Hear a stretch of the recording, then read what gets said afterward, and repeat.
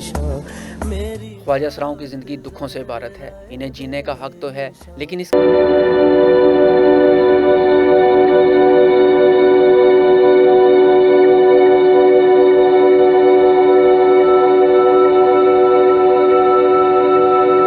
के पीछे दिल हिला देने वाली कहानियां हैं। ऐसी ही एक कहानी है शुएब की, जो माशरे की सितम ज़रीफ़ी का शिकार हुए और शुएब से शबो बन गए। जिंदगी तमाशा बनी, दुनिया दा हासा बनी, किते भी ना प्यार मिले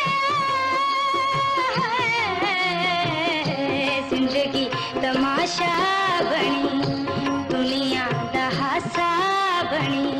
हाथों पे हाथ मारती, मटकती और लोगों में मुस्कुराहट बांटती शबो के हौसले की दाद कौन नहीं देगा, जिसने एक पढ़े लिखे और अमीर खानदान में पैदा होने के बावजूद नफरत का सामना किया। कभी बाप ने हिजड़े के लक़ब से नवाजा तो कहीं अपने सगे भाई ही जनाना कहने लगे। कोई डकैत पैदा होता है, कोई नशाई होता है, कोई बदफेली करने वाला होता है, वो ख़ानदान के लिए बाइस इज़्ज़त नहीं है। अगर हम जैसा किसी के घर में हो जाता है तो वो पूरे ख़ानदान की नस्लें तबाह हो जाती है। नफरत, बेहिसी और नाइंसाफ़ी के बावजूद शबो ने हालात का मुकाबला किया और तालीम जारी रखी।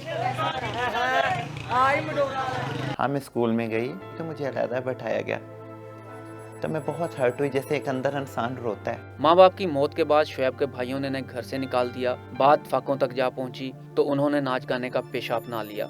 जब मैं घर से निकली, एक मेरी फ्रेंड थी पिंकी, वो जाती थी मांगने में, उसके साथ मांगने भी निकली। मुझे अच्छी तरह याद है, जब मैं पहले फंक्शन पे गई थी तो मुझे जिस फ्रेंड के पास गई थी उसने मुझे 300 रुपया दिया था। रात को महफिलों में नाचती और जो पैसे मिलते वो अपनी फीसों के लिए जमा कर लेती। वहाँ पे नाची तो वहाँ 800 रुपया हुआ, तो मैंने सुबह अपनी 500 फीस दी उधर। कॉलेज के अंदर एंटर हुई तो लोगों ने अजीब नज़र से देखा, लाइक डेट शो पीस। वहाँ पे जब मैंने टॉप किया, वही जो लोग थे, जिसमें से कुछ लोग मुझे सर कहने लग पड़े, भाई कहने लग पड़े, क्योंकि मुझे अपनी मदर की विश पूरी करनी थी।